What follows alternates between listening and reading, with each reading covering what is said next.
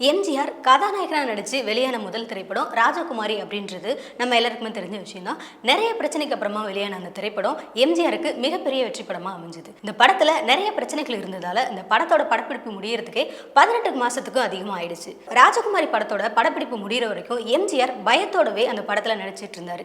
எம்ஜிஆர் கதாநாயகனாக நடித்த ராஜகுமாரி படத்தில் நடந்த சம்பவங்களை பற்றி இந்த நிகழ்ச்சியில் திரைப்பட தயாரிப்பாளர் மற்றும் இயக்குனருமான சித்ரலட்சுமணன் சார் நம்ம கூட ஷேர் பண்ணியிருக்காங்க.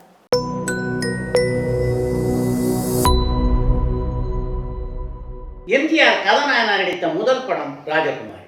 ஏஎஸ்ஏ சாமியுடைய இயக்கத்தில் உருவான அந்த படத்தினுடைய டைட்டில் உதவி வசனம் மு கருணாநிதி என்று இடம்பெற்றிருந்தாலும் அந்த படத்துடைய மொத்த வசனங்களையும் எழுதியவர் கலைஞர் மு கருணாநிதி தான். அந்த படத்தில் நடிக்கும் போதுதான் எம்ஜிஆருக்கும் கலைஞர் மு கருணாநிதிக்கும் இடையே நெருக்கமான நட்பு உருவானது.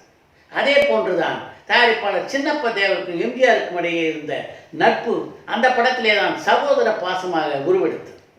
எம்ஜிஆரை வைத்து மிக அதிகமான திரைப்படங்களை தயாரித்தவர் எம்எம்ஏ சின்னப்ப தேவர். சாலிவாகனன் என்ற படத்திலே நடிக்கும் போதுதான் சின்னப்ப தேவரை முதலாக பார்த்தார் எம்ஜிஆர். அப்போது அவர் இருவருக்கும் இடையே துளிர்விடத் தொடங்கிய நட்பு மிக குறுகிய காலத்திலேயே ஒருவருக்கொருவர் தங்களுடைய துயரங்களை எல்லாம் பகிர்ந்து கொள்கின்ற அளவுக்கு மிகவும் நெருக்கமான நட்பாக மாறியது. நட்பு முதிர்ந்து ஒரு காலகட்டத்திலே நாங்கள் இருவரும் சகோதரர்களாகவே ஆகிவிட்டோம். எங்கள் இருவருக்கும் இடையே இருந்த ஏற்றத்தாழ்வோ அரசியல் கொள்கைகளோ ஜாதி மதம் போன்ற வேறுபாடுகளோ எங்களை பிரிக்கவில்லை என்று ஒரு பத்திரிகை பேட்டியிலே குறிப்பிட்டிருக்கிறார் எம்ஜிஆர். சதிலீலாவதி படத்திலே எம்ஜிஆருக்கு எப்படியாவது ஒரு வாய்ப்பு வாங்கி தந்துவிட வேண்டும் என்று அந்த படத்திலே கதாநாயகனாக நடித்த எம்.கே. ராதா போராடியதைப் போல தன்னுடைய நண்பரான சின்னப்ப தேவருக்கு ராஜகுமாரி படத்திலே எப்படியாவது ஒரு வாய்ப்பு வாங்கி தந்துவிட வேண்டும் என்று எம்ஜிஆர் போராடினார். ராஜகுமாரி படத்துடைய கதையின்படி அந்த ராணிக்கு ஒரு மெய்காப்பாளன் இருந்தார். அந்த மெய்காப்பாளனோடு சண்டையிட்டு கதாநாயகன் வெல்வது போன்ற ஒரு காட்சி அந்த கதையிலே இடம்பெற்றிருந்தது.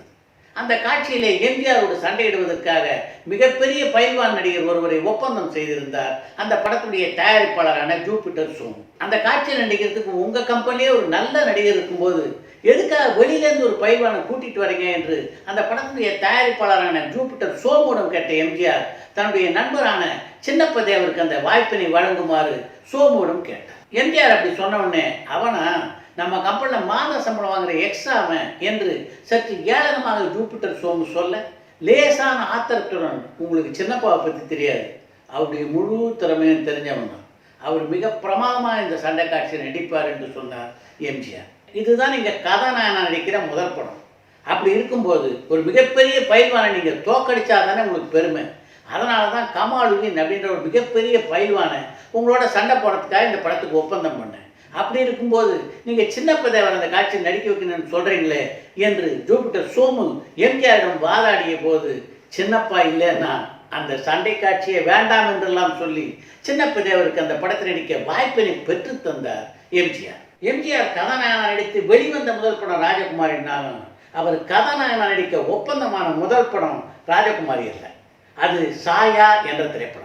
அந்த படத்துடைய படப்பிடிப்பு பாதிக்கு மேல் வளர்ந்த நிலையிலே எம்ஜிஆர் அந்த படத்திலிருந்து மாற்றிவிட்டு பியு சின்னப்பாவை போட்டு அந்த படத்தை முடிப்பது என்ற முடிவுக்கு அந்த படத்துடைய தயாரிப்பாளர்கள் வந்தார்கள். அந்த கசப்பான அனுபவத்தின் காரணமாக ராஜகுமாரி படத்திலும் எங்கே அப்படி ஒரு அசம்பாவிதம் நடந்து விடுமோ என்ற அச்சத்திலே தான் ராஜகுமாரி படத்துடைய படப்பிடிப்பிலே தொடர்ந்து கலந்து கொண்டார் எம்ஜிஆர். அவருடைய அந்த அச்சத்தை அதிகப்படுத்துவது போல அந்த படத்துடைய படப்பிடிப்பின் போது பல சம்பவங்கள் நடைபெற்றன. திடீரென்று பாவது போல நீண்ட முடிவுடன் ஒருவர் அந்த ஸ்டூடியோவிலே வலம் வருவார். அவரை தான் உங்களுக்கு பதிலாக டெஸ்ட் எடுக்க போகிறாங்களா என்ற செய்தி எம்ஜிஆரை தேடிவிடும். அந்த செய்தி கேள்விப்பட்ட அந்த இரவு முழுதும் எம்ஜிஆரால் தூங்க முடியாது, தூக்கமின்றி தவிப்பார் எம்ஜிஆர். இப்படி பல கண்டங்களை தாண்டி ராஜகுமாரி திரைப்படம் பாதிக்கு மேல் வளர்ந்த நிலையிலே ஒரு மிகப்பெரிய சோதனையை அந்த படம் சந்திக்க வேண்டி வந்தது. ராஜகுமாரி படத்தை எடுத்த வரையிலே போட்டு பார்க்க வேண்டும் என்று அந்த படத்துடைய தயாரிப்பாளர்களான ஜூபிட்டர் சோமுவும் மொஹிதீனும் விரும்பினார்கள். ஏஎஸ்ஏ சாமி அந்த படத்தை அவளுக்கு திரையிட்டார். ஏஎஸ்ஏ சாமியை பொறுத்த வரைக்கும் ராஜகுமாரி படத்துடைய எல்லா காட்சிகளும் மிகச்சிறப்பாக அமைந்திருந்தன. அதனால் அந்த படத்துடைய தயாரிப்பாளர் படத்தை பார்த்துட்டு வெளில வந்து தன்னை மிகவும் பாராட்டுவார்கள் என்ற எண்ணத்தோடு அந்த தியேட்டர் வாசலிலேயே காத்து கொண்டிருந்தார் ஏஎஸ்ஏ சாமி. படத்தை பார்த்துட்டு அந்த படத்துடைய தயாரிப்பாளர்களான ஜூபிட்டர் சோமு மொஹிதீன் ஆகிய இருவரும் தலையை தொங்க போட்டு கொண்டு வெளியே வந்தார்கள்.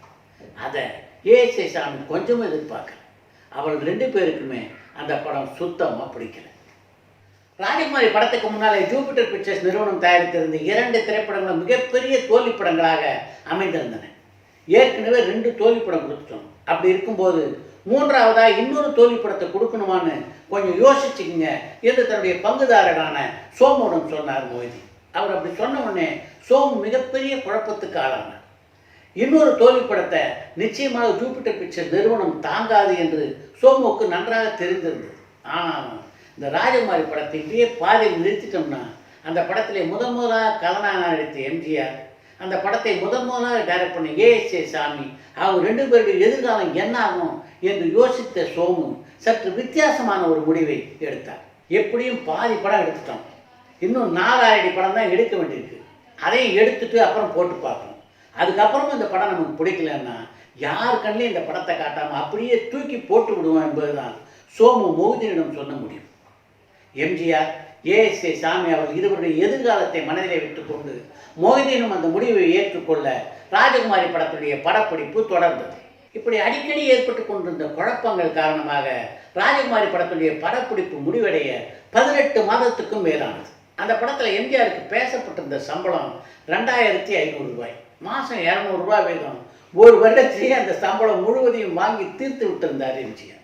இப்போ கையில் விட்ட காசு இல்லாமல் கோயம்புத்தூரில் எப்படி தங்கியிருக்கிறது? அப்படி ஒரு சூழ்நிலையில் படப்பிடிப்பு இல்லைனாலும் பரவாயில்ல, பேசாமல் சென்னைக்கு கிளம்பிடலாம் என்று எம்ஜிஆர் முடிவெடுத்த போது அவருடைய முடிவை தெரிந்து கொண்ட அந்த ராஜகுமாரி படத்தினுடைய நடன ஆசிரியரான குமார் என்பவர் எம்ஜிஆரை வந்து சந்தித்தவர் எம்ஜிஆர்கிட்ட ஒரு உறுதிமொழியை கேட்டார். அந்த நடன ஆசிரியர் மேலே எம்ஜிஆருக்கு மிகப்பெரிய மரியாதை உண்டு. அதனால் அவர் இப்படி சொன்ன உடனே அப்படியே சிலை போல நின்றார் எம்ஜிஆர். நீங்கள் இந்த படத்தை முடிக்காமல் சென்னைக்கு போகிறதா நான் கேள்விப்பட்டேன். ஒரு விஷயம் நல்லா தெரிஞ்சுங்க, இந்த தமிழ் பட உலகத்தில் உங்களை ஹீரோவை ஏற்றுக்கிறதுக்கு யாரும் தயாராக இல்லை. இதுக்கு முன்னாடி உங்களை ஹீரோவை போட்டு இதே ஸ்டூடியோவில் படம் எடுத்த அந்த தயாரிப்பாளர் உங்களை மாற்றிட்டு வேற ஒரு நடிகரை போட்டு அந்த படத்தை முடிக்கணும்னு முயற்சி பண்ணாங்க. ஆனால் சோமன் அப்படி இல்லை, உங்களை எப்படியாவது கதாநாயகன் ஆக்கிடணும் அப்படின்ற ஒரு முனைப்போடு அவர் செயல்பட்டுக்கிட்டு இருக்கார். அதனால தான் இந்த படத்துடைய படப்பிடிப்பை தொடர்ந்து நடத்திட்டு இருக்கார். அப்படி இருக்கும்போது அந்த படத்துடைய படப்பிடிப்பு முடியாமல் இந்த ஸ்டூடியோ விட்டு நீங்கள் எக்காரணம் கொண்டும் வெளியே போகக்கூடாது என்று எம்ஜிஆருக்கு அறிவுரை சொன்ன அந்த நடன ஆசிரியர் அதோடு நிற்கலை. தன்னுடைய பேக்கெட்டிலேருந்து ஒரு கவரை எடுத்து எம்ஜிஆரிடம் நீட்டினார். இதில் 1800 ரூபாய் இருக்குது. நான் அடுத்த முறை வரும்போது இந்த பணத்தை எனக்கு கொடுக்கலாம் என்று சொல்லி அந்த கவரை எம்ஜிஆரிடம் கொடுத்தார் குமார். இந்த பணத்தை நான் செலவு பண்ணிட்டேன்னா உங்களுக்கு எப்படி திரும்ப தர்றது என்று எம்ஜிஆர் குமாரை பார்த்து கேட்டபோது குமார் லேசாக சிரித்தார். நீங்கள் எப்பவும் இப்படியே தான் இருக்க போகிறீங்களா? உங்களுக்கு மிகப்பெரிய எதிர்காலம் இருக்குதுன்னு எனக்கு நல்லா தெரியும். அப்படிப்பட்ட ஒரு நிலைக்கு நீங்கள் வரும்போது உங்கள்கிட்ட நான் அந்த படத்தை வாங்கிக்கிறேன் என்று சொன்னார் குமார். அந்த குமார் மட்டும் நீங்கள் உதவலைன்னா நிச்சயமாக என்னால் கோயம்புத்தூரில் தங்கி அந்த படத்தில் நடித்து முடித்திருக்க முடியாது என்று ஒரு கட்டுரையிலே குறிப்பிட்டிருக்கிறார் எம்ஜிஆர். இப்படி பல போராட்டங்களை சந்தித்துட்டு வந்த அந்த ராஜகுமாரி திரைப்படம் மிகப்பெரிய வெற்றி படமாக அமைந்தது. அந்த படம் தான் தமிழ் திரைப்பட கதாநாயகர் வரிசையிலே எம்ஜிஆருக்கு ஒரு நிரந்தரமான இடத்தையும் பெற்றுத்தந்தது.